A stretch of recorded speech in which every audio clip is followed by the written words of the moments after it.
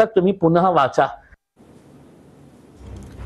तर संभाजीराजे शाहूवाडी पोलीस ठाण्यात दाखल झालेले आहेत। शाहूवाडी पोलीस ठाण्यात त्यांच्यावर गुन्हा दाखल झालेला आहे। आपले प्रतिनिधी भूषण तिथून आढावा घेत आहेत।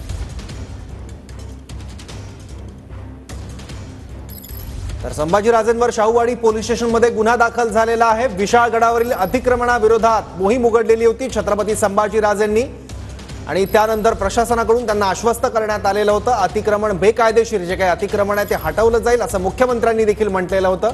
पण त्यापूर्वी विशाळगडावर तोडफोड झालेली होती, दगडफेक झालेली होती आणि याच प्रकरणात छत्रपती संभाजीराजे यांच्या विरोधात गुन्हा दाखल झालेला आहे। त्यांच्यासह 500 कार्यकर्त्यांवर गुन्हा दाखल झाला आहे आणि या संदर्भात बोलण्यासाठी छत्रपती संभाजीराजे हे आता शाहूवाडी पोलीस स्टेशनमध्ये दाखल झालेले आहेत।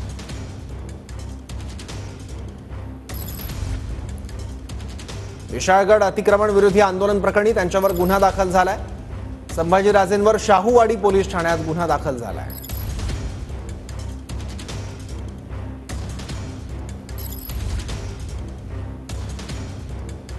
इथला स्थानिक नेता पालकमंत्री मला पुरोगामित्व शिकवतो, मला कोट करतो संभाजीराजे म्हणून। माझा प्रश्न आहे ते ना की 1.5 वर्ष हा विशेष न्यायप्रविष्ट नसल्याने तुम्हाला कोणी सांगितलं न्यायप्रविष्ट विषय? मग आज परवानगी कशी मिळाली? म्हणजे जिल्हाधिकाऱ्यांना वाटलं म्हणून त्यांनी देऊन टाकले का?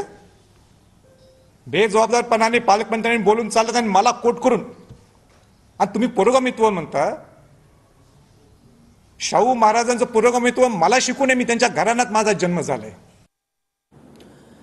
तर संभाजीराजेंसह 500हून अधिक जणांवर शाहूवाडी पोलीस ठाण्यात गुन्हा दाखल झालेला आहे। विशाळगडावरील अतिक्रमणाविरोधात संभाजीराजे छत्रपतींनी आंदोलन पुकारलेलं होतं। त्यांच्यासोबत मोठ्या संख्येने शिवप्रेमी देखील होते आणि त्यानंतर जिल्हाधिकाऱ्यांनी आणि पोलीस आयुक्तांनी संभाजीराजेंसोबत संवाद साधला, चर्चा केली आणि बेकायदेशीर अतिक्रमण हटवू असं आश्वासन देखील केलेलं होतं। त्यावर कारवाई करू असं देखील आश्वासन दिलं होतं।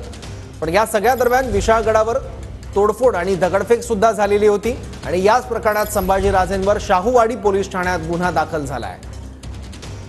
संभाजीराजे छत्रपतींसह 500 कार्यकर्त्यांवर देखील